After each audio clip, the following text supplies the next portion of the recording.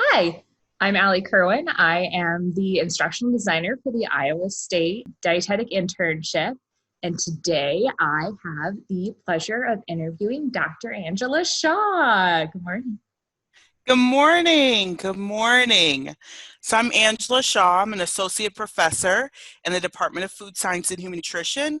I'm also your food safety extension specialist through Iowa State Extension. So I feel like it's probably been a really busy time for you in it this has been. pandemic. It has been. A lot of Um, questions, a lot of consumer questions, concerned about our food. So it's always a good time. there was an article, probably one of many articles that came out recently about your produce and things like that. Do you want to talk a little bit about what getting the word out has been like and what kind of the major questions have been? So there's been a lot of concern about our food supply. There's been a lot of concern about going to the grocery store, eating out, specifically with produce. People are concerned that they need to start washing it with soap and all these harsh detergents. And really, our message has always been that whatever you were doing to your produce or your food, continue in that same manner. Please do not add soap to produce. Soap can be an irritant. I've seen people do Dawn and things like that, and I Oh, say, "Oh my goodness!" I hope the problem with it is produce is very absorbent. So as much as you want to say you're washing it and rinsing it off, by the time you go to rinse it off, it's already absorbed into the different fruits and vegetables. So you may think you're rinsing it off well, but you're probably not. So then later on, you're going to have stomach ache, diarrhea, vomiting. You're like, why? So that's why we say simply rinsing off your produce. That if that's your traditional, do it. For bananas and things, you typically don't, so don't. But there's no additional concerns when we think about COVID-19 and our produce or our food in that. that's amazing. So what about delivery and food containers? Can I still get my pizza? How concerned should I be about, the no contact delivery or anything like that? So, one thing with the COVID-19 that really I've been trying to let people know is this is a respiratory virus. It is not a gastrointestinal virus. So, let me give you an example.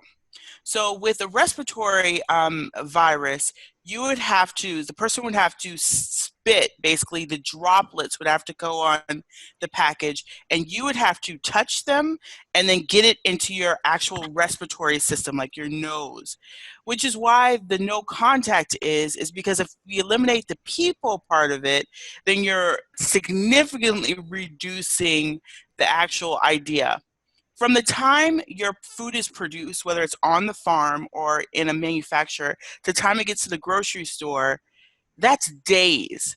The virus is not surviving in that. And even if the employee at the grocery store, and I'll talk about the employees at the grocery store, what they're doing, were to spit on your package, let's just go there, because I mean, you need a lot of this to happen. Um, you would have to pick it up within an hour, once again touch that, and then once again touch your nose and mouth, which is why they are recommending now the mask, because what does that do? It reduces your likelihood of touching your nose and mouth in that process of that happening. So grocery stores are doing a tremendous job right now. Everything from sanitizing all of the carts to sanitizing all the checkouts. So you'll see there's no checkouts or self checks. And after everybody does self check, they're wiping them down with Lysol or whatever disinfectant they're choosing to use. In addition to that, they're taking the temperatures of all their employees upon entrance and at breaks. So it's not Wow. just when they start, because people can put some Tylenol in them and get that fever down to go to work. Hmm. They're also checking them at breaks to make sure that they are, and they have to have a questionnaire. And they've actually also, some of the bigger chains have some legal, like you have to sign to say if you falsify this, then there can be some legal actions against you. So the food industry is not playing with potential people that are symptomatic being present in the store. And if you do show signs, you're out. You're out. Wow. So social distancing, you probably have seen a lot of the big box stores are now limiting the number of people in the store to allow for social distancing.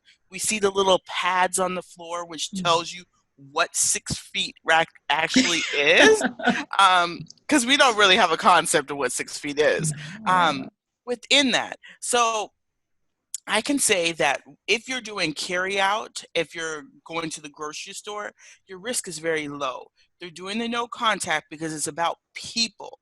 It's not about the food, it's not about the packaging, it's about the contact. So that 6 feet rule, as well as washing your hands. So if you were to touch a door handle after somebody had sneezed on there, then yes, you're eliminating your risks, that aspect. So as long as I'm not like licking my pizza box or like literally inhaling my food, it's totally fine. It'll be totally fine. The virus will not survive.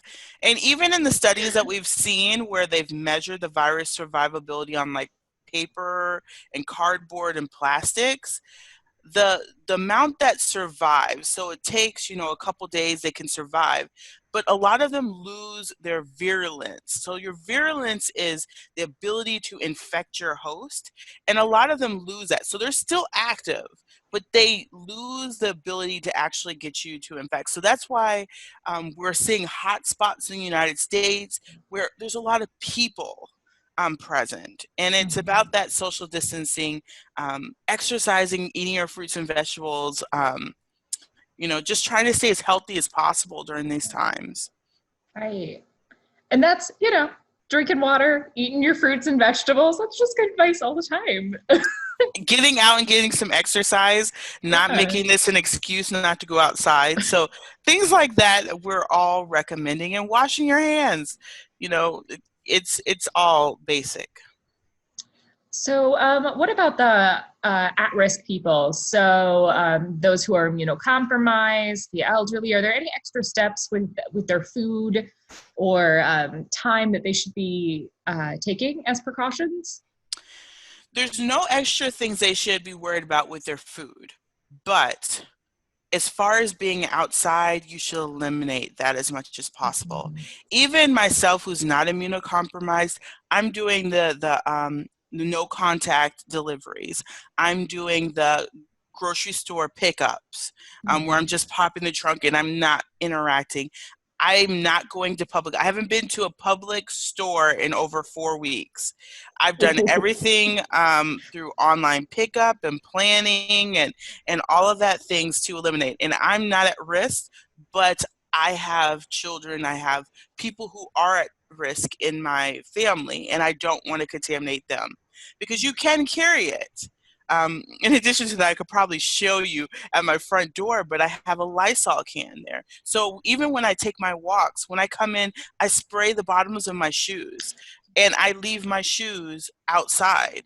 Um, if I bring them in the house, I spray them, but if I leave my running shoes outside. So it doesn't even come in the house. With me. And those are just little precautions that I have that I've been just doing, but my hands are getting a bit chalky from all the hand washing. So hopefully everybody is well. Lotion, lotion, lotion. So Yeah. Um, is there any specific piece of misinformation going around about people's interactions with their food that you really want to debunk? well, I think those are the ones that I've covered are really major. The whole thought about it can survive on your packages and you need to leave them in your car for a couple of days. No, no, no. I mean, if you really want to take that extra measure, you can wipe off the outside in case that employee sneezed right on it, that likelihood of it happening. If you want to do that, you can do that extra step behind it. But you really don't need to. So those type of things are there. I would also say we're talking about COVID-19, but there are still E. coli, Salmonella, Listeria, norovirus, all these other foodborne illnesses that do cause gastrointestinal issues that you should be concerned with. So cooking your food to the correct temperature, we're all cooking at home now, making sure we're cooling our products down quickly. So these best practices, let's think about food safety holistically now. And just think about how we're cleaning and sanitizing as well within our home to eliminate all foodborne. But COVID-19 is respiratory. So you're not going to get it from your food. Oh my gosh. Yeah, it didn't beat out all of the other possible illnesses and bacteria and viruses. They're still Yes, there. they're still there, still alive and growing. So, Oh gosh. yes. So when people are putting their groceries in the car for 3 and 4 days, it's like, oh, okay, so now you want to have salmonellosis. Okay. Now you want to have listeriosis. Okay. So we have to think about these other things as well. Oh my gosh. That is really excellent for people to be thinking about. Where can people find some good, reliable sources of information for consumers? Do you have any, favorite things for people The to read? CDC has a wonderful COVID-19, and I mean, when I say it's a wonderful website, it breaks it down by topics, by audiences, anything that your heart desires, how much you want to dive into COVID-19. You want to see updates on the number of cases all the way to best practices. They are the place to go. The CDC COVID-19 website. Iowa State University also has a COVID-19, but every land grant university has a COVID-19 website, I think, at this point, where you can find the same links to the CDC, to FDA, to the USDA. So it's good to just get on there. They have a link where you can be a listserv subscriber so that anytime they add something new, you get a nice little email, bing, new information coming up on the website. So that's a nice little feature that they have right now. That's fantastic. Oh, good job, CDC. Yes. Thank you. I really appreciate you taking the time. I know things are absolutely bonkers, and talking to us. Do you have anybody you'd like to shout out? Anyone, any fellow scientists, any awesome ladies? So I can say that within dietetics, we got some amazing people putting out things like Sarah Francis, Ruth Litchfield, you probably know their names, in addition to Shannon Coleman. But they're just amazing scientists holistically and virologists from around the world that are ensuring that this pandemic, we get over this hump and we start going down. But we got to do our part. You got to do our part.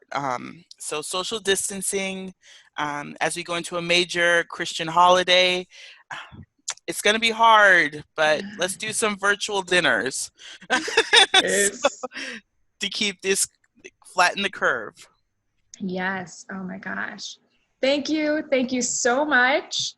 Have an awesome day. Check out Dr. Angela Shaw and all the wonderful work she's doing. Yes, make sure that you check out all of our press releases, grocery store best practices, cleaning and sanitizing. There's a whole list. I mean, Lysol, bleach, all that, how to use it. Tons of information out there. Awesome. Well, thank you so much for being here, and thank you for the work that you do. All right. Well, thank you.